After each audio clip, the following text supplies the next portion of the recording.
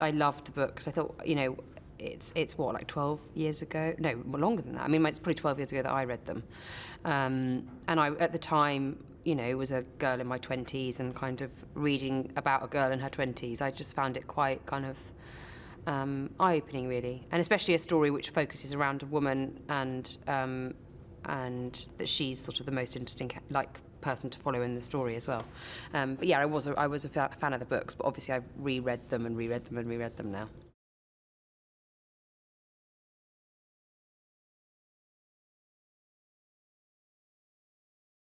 Because of the trauma that she suffered as a child and the huge struggle she's been through, her development was slightly held back because she couldn't form any relationships with anyone because she didn't trust anyone and she'd been so hurt in the past.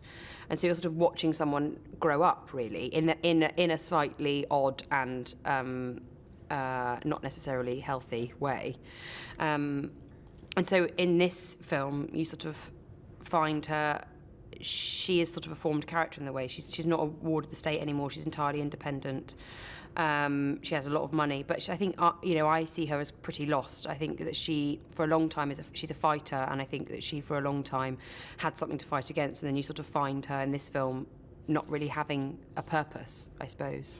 And so she sort of makes lots of bad decisions in order to find one. But she's incredibly, she's stronger than she looks, and she's kind of the classic don't judge a book by its cover person, really.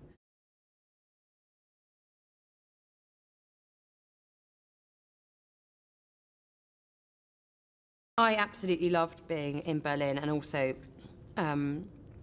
in the rest of Germany. Like, it was absolutely beautiful. And we were in Sweden as well.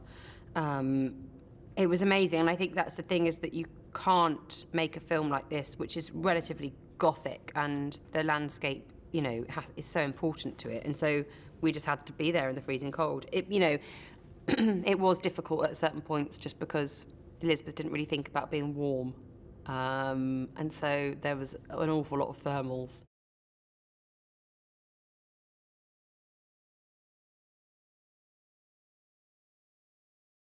Fede is and lots of people already know it, but he genuinely is a very special director. He is so musical. He understands filmmaking in a way that he's sort of an audience member, but also the director at the same time, which I think is very, very rare. He understands when you need to change the rhythm and the pace of the film in order to communicate something about the story, but also to keep the audience interested, but also to let them learn something else about the character. Like, he plots it all and knows it all in such a kind of musical way.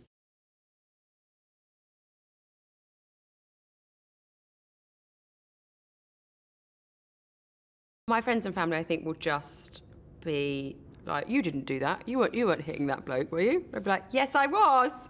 I'm really tough now."